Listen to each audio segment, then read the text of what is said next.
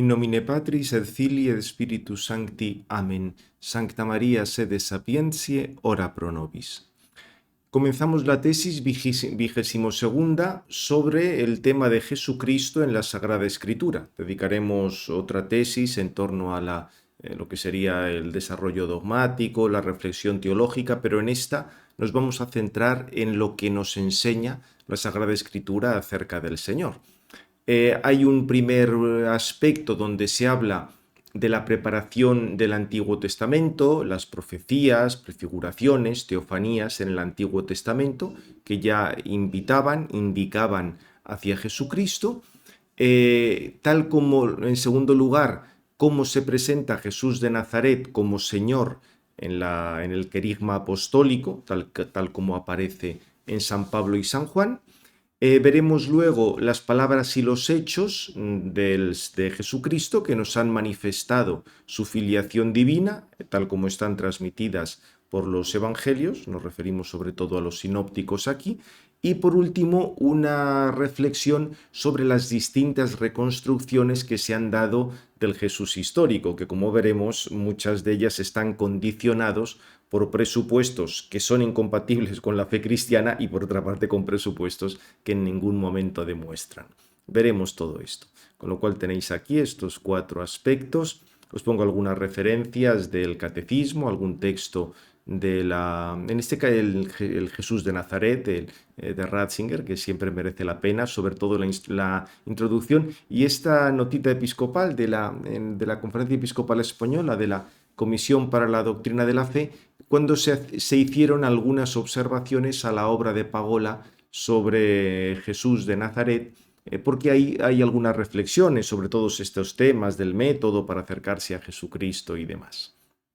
Bien, pues comenzamos. El primer apartado es muy sencillo: las bases en el Antiguo Testamento para la cristología. Y aquí tened presente que los apóstoles, desde los primeros los primeros testimonios, las primeras predicaciones que aparecen en el libro de los Hechos, se hacía referencia a que el Señor cumplía toda una serie de profecías. De hecho, podemos hablar de 3 grandes grupos de textos. Hay una promesa de una mediación de salvación en la línea regia de David, un descendiente de David, en el que se cumplirían las promesas a los patriarcas, a la dinastía de David, y ahí tenemos textos de Isaías, Miqueas, Jeremías, y de este rey se esperaba una salvación del pueblo en momentos de guerra, una liberación de los enemigos y la justicia. Hay un segundo grupo de textos en los cuales más bien el mediador futuro aparece como un sacerdote. Y aquí tenemos textos de Zacarías, Ageo, Ezequiel, con todo el tema del templo, y lo propio del sacerdote era la expiación de los pecados y bendición para el pueblo. Pero también tenemos otro grupo que se habla de un profeta futuro. Moisés mismo es presentado a veces como profeta, y aquí pues la línea pasaría por Elías, Jeremías, el siervo sufriente que anuncia a Isaías, y se esperaba del profeta tanto la revelación de la verdad como la intercesión. Como veis, estos 3 aspectos, regio, sacerdotal y profético, tienen cosas que se van entrecruzando unos con otros. Aparte de esto, encontramos algunas figuras como el ángel o el mensajero de Yahvé, la sabiduría divina apostasiada, o muy importante, la figura del Hijo del Hombre en la apocalíptica del Antiguo Testamento, fundamentalmente en Daniel. De hecho, el mismo Señor, como ya veremos, hace referencia al Hijo del Hombre. También él va a comparar su muerte en la cruz a la elevación de la serpiente en el desierto, o su sepultura a los días de Jonás en el vientre de la ballena. También estas explicaciones tipológicas en San Pablo encontramos que Jesucristo es comparado con la roca de la que brota agua en el desierto como nuevo Adán. Hay referencias en la segunda carta a los Corintios de que Cristo supera a Moisés al traer la nueva ley, y en la carta a los Hebreos la comparación es con Melquisedec, en un orden más sacerdotal. Hay, por otra parte, algunos textos de teofanías en los que Dios se hace presente de manera especial a los patriarcas o a Moisés en la zarza ardiente, en el Éxodo. Quizá, diríamos, la transfiguración del Señor permita relacionarlo con muchas de esas teofanías. Incluso padres antiguos de la Iglesia veían que en esas teofanías había que atribuirlas al Verbo, ya como se estaba comunicando a la humanidad en previsión de la encarnación futura. Bien, si pasamos ya al segundo bloque, el querigma apostólico y lo que sería la fe de la comunidad primitiva, pues tenemos una serie de confesiones cristianas primitivas, especialmente en el libro de los Hechos de los Apóstoles. Ahí a Jesús se le designa Señor, sobre todo a partir de la resurrección. Incluso se le aclama en textos que nos parece que nos remiten a un ámbito litúrgico o un ámbito de alabanza, y lo mismo en algunos himnos que encontramos, por ejemplo, en Filipenses y Colosenses. En relación con esto, tenemos que la enseñanza sobre Jesucristo, el querigma, la enseñanza básica, se nos dice que se han cumplido las profecías, comienza una nueva época, que Cristo, nacido de la estirpe de David, ha muerto según las Escrituras para librarnos del mal y ha resucitado al tercer día, exaltado a la derecha de Dios y vendrá como juez y salvador de la humanidad. Lo que está resumido en el credo es lo que se toma de esos pasajes del Evangelio del anuncio básico, lo que se denomina, con una terminología bastante reciente, querigma. Por otra parte, el acontecimiento que llama profundamente la atención de los primeros cristianos es la resurrección. Claramente muestra su dominio, su carácter de Señor. No es que no lo fuera antes, era Señor desde el principio, pero con la resurrección se manifiesta su realidad más profunda, que es Hijo de Dios. Esto diríamos respecto a lo que encontramos en las confesiones más primitivas, en algunos discursos de los Hechos o en, digamos, textos de San Pablo. Si nos fijamos con más detalle en las explicaciones de San Pablo, hay varios temas. El primer tema es la filiación divina. El ser hijo de Dios pertenece plenamente a Jesucristo y Él lo comunica, nos hace participar de ello. Esto aparece sobre todo en Gálatas y Romanos. Claramente, San Pablo profesa la divinidad de Cristo sin duda, y de hecho lo sitúa como participando en la creación, que es propio de Dios. Con lo cual, primer tema, la filiación divina. Segundo tema, en relación con el anterior, sí, Cristo en su humanidad ha nacido en el tiempo, pero ya antes existía. Es la cuestión de la preexistencia, ha nacido antes de Dios.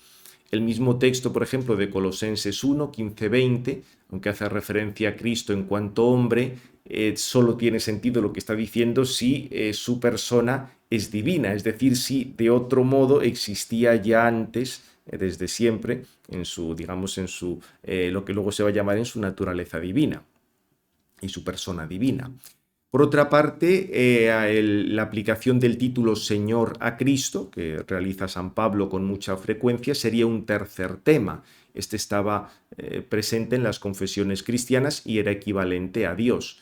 De esta manera, como cuando San Pablo le designa Señor y Salvador, está proclamando la divinidad de Jesús. Si nos fijamos ahora en el evangelista San Juan, ya desde el prólogo claramente se afirma la preexistencia, la realidad humana de Cristo por la encarnación, su divinidad. Es muy curioso porque el prólogo de San Juan es bastante parecido a algún targum. Los targumín eran paráfrasis arameas del texto bíblico hebreo de Génesis 1. O sea, como si el prólogo del Evangelio fuera el equivalente al primer capítulo del Génesis. En el primer capítulo del Génesis se dice que Dios va creando todo. Pues bien, en el Targum de ese capítulo primero del Génesis se dice que Dios ha creado todo mediante su palabra. Claro, la novedad que nos trae San Juan es que esa palabra se ha hecho carne y es Jesucristo. De hecho, tenemos textos clarísimos como antes de que Abraham existiera yo soy, que muestran esa preexistencia de Cristo, su carácter divino. Y por otra parte, en San Juan tenemos descripciones que muestran la fuerte personalidad de Jesucristo, su relación particular con el Padre, en un nivel que va pues más allá de lo humano. E igual que San Pablo, nos indica que Jesucristo nos comunica la filiación divina. Gracias a él podemos llegar a ser hijos de Dios. Bien, esto respecto un poco a las enseñanzas del querigma primitivo. Y vamos a fijarnos ahora lo que el Señor ha dicho de sí mismo, tal como lo tenemos en los Evangelios. Vamos a ver primero las características de la predicación de Jesucristo. Fijaos que el Señor no es que solo predicara pues, cosas de cómo había que comportarse moralmente, sino encontramos esa pregunta sobre su identidad. ¿Quién dice la gente que es el Hijo del Hombre? Este punto era importante. San Pedro responde correctamente, es el Hijo de Dios vivo, aunque el mismo San Pedro no acaba de comprender todas las implicaciones de esa respuesta. En el mismo Evangelio de San Marcos, la confesión de Jesús como Hijo de Dios está en el primer versículo. Y de hecho, la división del Evangelio de San Marcos en dos partes, más o menos hasta 8:29, digamos, tiene que ver con esa confesión y ahí estaría la confesión de Pedro. Y al final del Evangelio tenemos que el centurión también reconoce a Jesucristo como alguien especial en el momento de la muerte.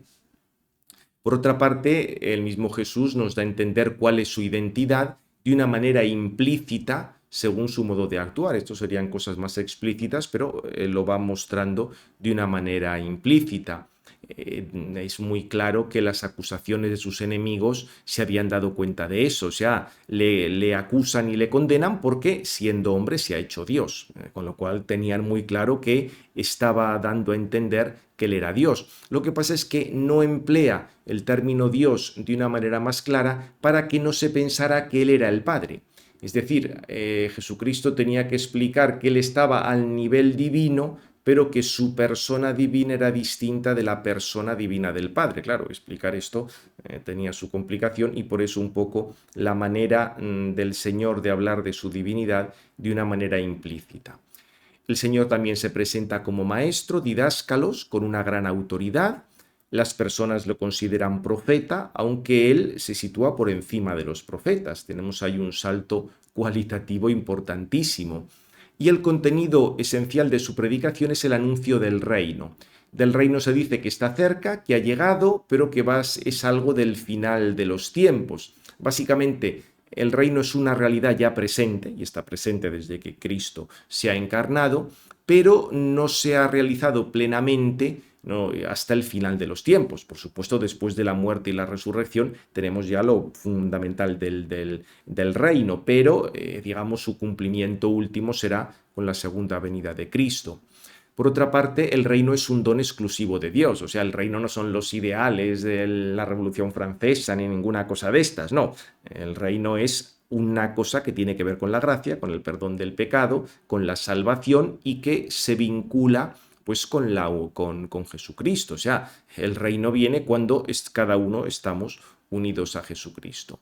Respecto a la ley, el Señor confirma su adhesión a la ley, pero está por encima de la ley. Él es el que dice cuál es la interpretación correcta y cuál es el sentido correcto y cómo la ley, digamos, apuntaba hacia él.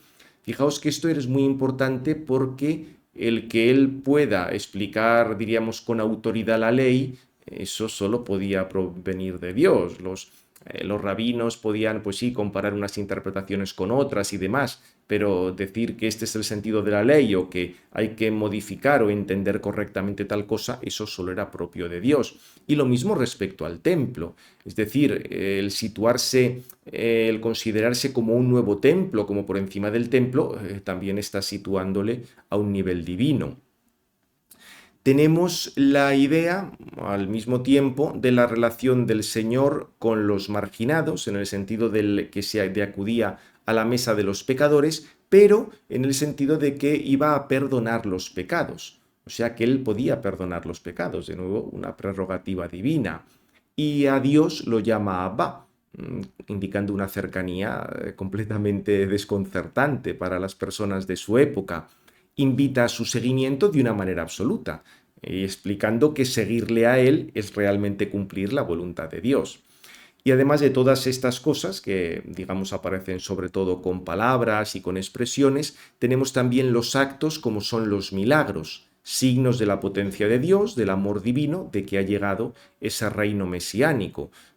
Algo de esto ya comentamos en la parte de teología fundamental. Los milagros tienen una función de comunicación y de revelación del mensaje de la salvación. Es un testimonio de que Jesucristo realmente es Dios y libera del pecado y posee, pues es un dominio sobre la naturaleza que es propio de Dios.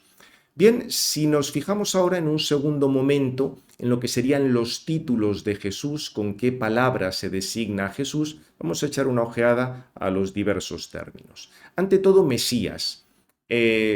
Había muchos oráculos del profeta sobre Mesías como un futuro gobernante que actuaría conforme a la alianza. Lo que pasa es que esto tenía muchas variantes. Recordad que está también la figura del siervo de Yahvé, donde ahí aparece una misión universal no solo para Israel y la idea de un sufrimiento en favor del pueblo. Lo que pasa es que en la época del Señor mucha gente tenía una expectativa del aspecto más bien político y terrenal del Mesías. De hecho, se habían dado movimientos revolucionarios anteriores que reivindicaban esa figura, pero el Señor por eso tiene cierta reserva respecto al título de Mesías, que no quiere que se le proclame Mesías sin más, un rey tal como lo esperaba la gente. De ahí que matizara el sentido de ese título. Va a hacer el gesto mesiánico de entrada en Jerusalén, pero está claro que es un mesianismo que va a estar unido a dar su vida como rescate y va a ser un Mesías en un sentido trascendente. Obviamente, el declararse Mesías no era causa de condenación por parte de los judíos, sino porque se declaraba hijo de Dios en sentido trascendente y propiamente divino. O sea que, como veis, el término Mesías era ambivalente y el Señor solo lo acepta en algún sentido. El término hijo del hombre es distinto porque filológicamente quiere decir simplemente descendiente de un hombre, es una manera de decirse a uno, una persona, yo, pero en el contexto de los evangelios y en el contexto de la época, hijo del hombre está relacionado con el capítulo 7 de Daniel, donde aparecía un personaje misterioso que se denomina hijo del hombre, proviene del cielo, está en relación con Dios, en relación con el pueblo de los santos del Altísimo. O sea que, digamos, era algo que evocaba ese capítulo 7 de Daniel. De hecho, en este título de hijo de hombre está, digamos, como relacionado con tres grupos de afirmaciones. Afirmaciones que tienen que ver con la vida terrena del hijo del hombre, afirmaciones referidas a la pasión, sobre todo las más importantes, y afirmaciones referidas a un hijo del hombre glorioso que vendrá sobre las nubes del cielo con gran poder y gloria. Se entiende que el Señor, tuviera predilección por este título porque carecía de las connotaciones políticas de Mesías y subrayaba el carácter trascendente y además se iba a realizar en la pasión. Por eso se refiere a sí mismo con este título, usando a veces los verbos en tercera persona, no porque Jesús sea alguien distinto del Hijo del Hombre, sino porque el Hijo del Hombre era como ese aspecto futuro de la gloria del Señor o que indicaba el aspecto de que procedía del ámbito divino. Hay otro término, digamos también todavía más propio, que es el de hijo. Sin más, en el Evangelio de San Juan aparece con mucha frecuencia y nos habla de la identidad de Jesús. Jesús es ante todo el Hijo unigénito del Padre. En los sinópticos, se dice algo equivalente cuando llama Abba al Padre. Y la expresión hijo, en el sentido más fuerte, la encontramos, por ejemplo, en Mateo 11, 25, 30, en donde nadie conoce al Hijo más que el Padre, nadie conoce al Padre más que al Hijo, etc. O Marcos 13, 32. Igual en la parábola de los viñadores homicidas, se contrapone el Hijo a los diversos enviados anteriores, o los profetas. Con lo cual, esto nos está diciendo que hijo no es sin más un título genérico de hijo de Dios, como si dijéramos todo el pueblo es hijo de Dios, o como si fuera equivalente a ungido o a Mesías. No, está diciendo una relación especial con el Padre y por tanto esto es lo que luego se va a expresar más ontológicamente al hablar de la divinidad de Jesucristo, su procesión respecto al Padre, etc. Con lo cual, diríamos, a la luz de todos estos títulos y de las actuaciones de Jesús, el único modo de negar que él pretendiera considerarse Dios es eliminar prácticamente todo el material evangélico que ha llegado hasta nosotros. Y quedarse con los evangelios pues como un grupo de recetas morales que inventaron pues una serie de personas. Pero claro, este tipo de operaciones, y las vamos a ver en el apartado siguiente, en realidad responden a una serie de prejuicios filosóficos o teológicos que son contrarios a la fe cristiana y que en el fondo lo que quieren es proponer un proyecto de religión alternativa. No tienen nada que ver con un estudio serio y científico de los evangelios. Bien, con lo cual pasamos ya al último apartado sobre las reconstrucciones del Jesús histórico. ¿Qué queremos decir con estas reconstrucciones del Jesús histórico? Pues básicamente con este término se entiende el intento de muchas personas de buscar la realidad histórica de Jesucristo con independencia, pero atención, no solo con independencia, sino incluso en contradicción con las enseñanzas de los evangelios tal como las ha entendido la Iglesia. Es decir, los evangelios nos transmiten una imagen de Jesús que es falsa, lo han hecho sus seguidores para divinizarle, pero el Jesús verdadero fue distinto. Esto, que es una cosa, diríamos, bastante reciente, tiene una antigua tradición. Fijaos que el primero que lo hizo fue el neoplatónico pagano Porfirio. No conservamos su obra, pero sí conservamos las críticas que le hicieron otros cristianos, y según Porfirio, Jesús era un hombre piadoso del paganismo, sería como un maestro pre-neoplatónico, pero sus discípulos deformaron sus enseñanzas y así surgió el cristianismo. Y la prueba de esto para Porfirio es que entre los evangelios había contradicciones. O sea, los discípulos se inventaron cosas, pero eran unos chapuceros y la inventaron tan mal que se contradecían unos con otros y por tanto aquello no puede ser verdad. La obra de San Agustín de Consenso Evangelistarum quiso ser una respuesta a estos planteamientos. Fijaos que ya, y esto es muy importante, se trata de oponer a la fe cristiana un sistema filosófico, en este caso el neoplatonismo de Porfirio, como religión pagana alternativa. Y al servicio de este proyecto se explotan las diferencias entre unos evangelios o supuestas diferencias o no comprender bien lo que están diciendo los evangelios. Atención porque este sistema se va a repetir una y otra vez. Es decir, en lugar de lo que hay en los evangelios tenemos un sistema filosófico, en este caso era el neoplatonismo paganizante, en otros momentos puede ser el idealismo, puede ser el marxismo, puede ser lo que sea, y se deforma o se deconstruye el evangelio tomando solo aquellas frases que convienen a ese sistema y lo demás se dice que es un invento de la comunidad. Y repito, este esquema se ha repetido una y otra vez. Bien, en la modernidad hay toda una serie de etapas en este sentido, de esta supuesta investigación sobre el Jesús histórico. Hay una más antigua, lo que se ha llamado la Old o First Quest, entre 1778 y 1906, a partir de la publicación de Lessing, este filósofo idealista, de un fragmento de Reimarus en el que defendía una religión racional frente a la fe que propone la Iglesia.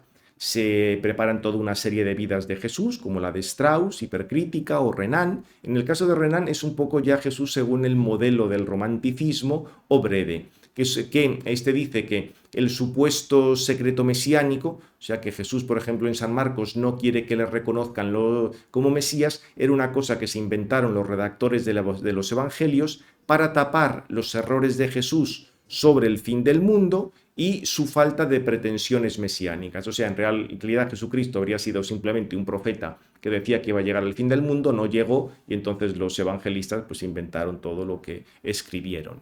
Esta primera etapa terminaría con la obra de Schweitzer, en la que se concluye que las imágenes liberales en el sentido de no que defienden el liberalismo del libre mercado, sino liberales de que defendían, diríamos, prácticamente un racionalismo, un jacobinismo propio de la Revolución Francesa aplicado a la fe, de todos esos autores simplemente coinciden con el ideal ético que tiene cada uno. Es decir, en la época kantiana, pues que Cristo se presenta como el maestro de la crítica de la moral, de la razón práctica. O en el romanticismo, pues como alguien que quiere liberarse frente a los opresores, o lo mismo en el marxismo, o un Jesús también, digamos, seco, feminista, en fin, aquí cada uno lo ha presentado como le ha dado la gana.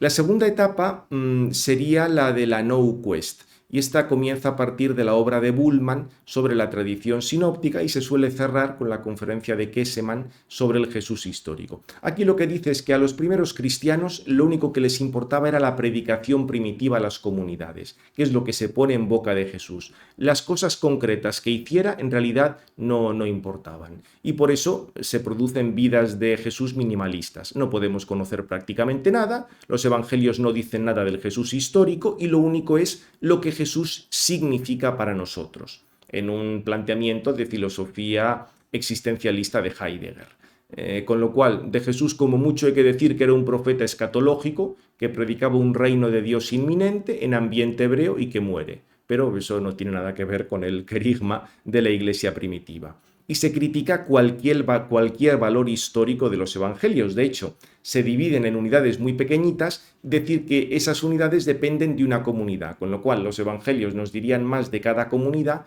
que realmente de Jesucristo.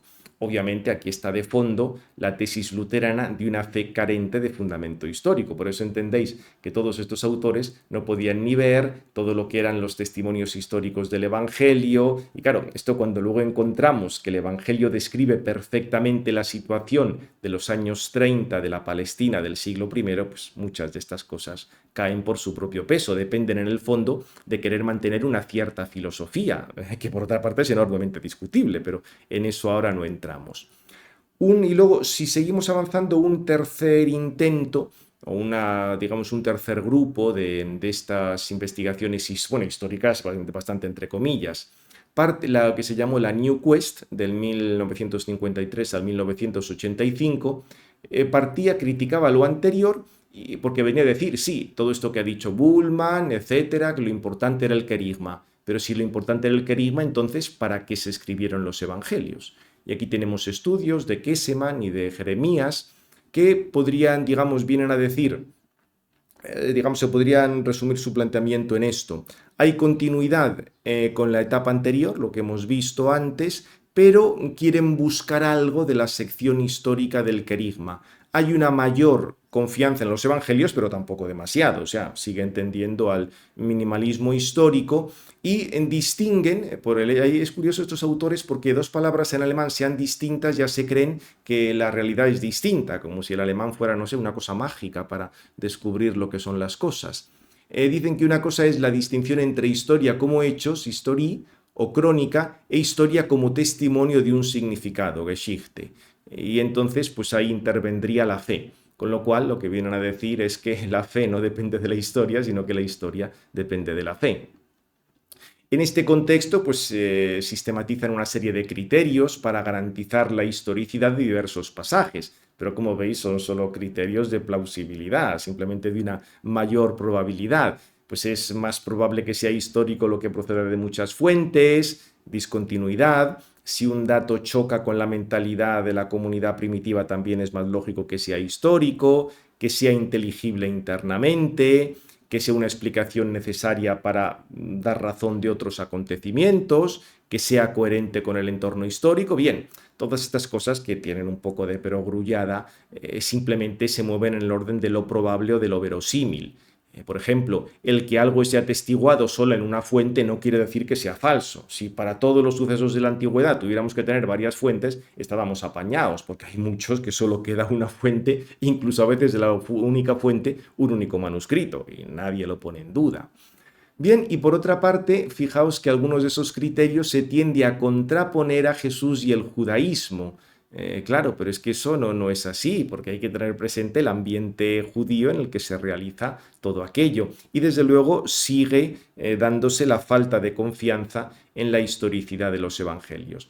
Por último, se habla de una third quest desde el 85 que se suele considerar que ha iniciado con la obra de Sanders, Jesus and Judaism. En ella se insiste más bien en la localización de Jesús en el contexto judío, busca las causas de la crucifixión de Jesús, quiere integrar perspectivas teológicas y políticas sobre Jesús y tiene un carácter multidisciplinar.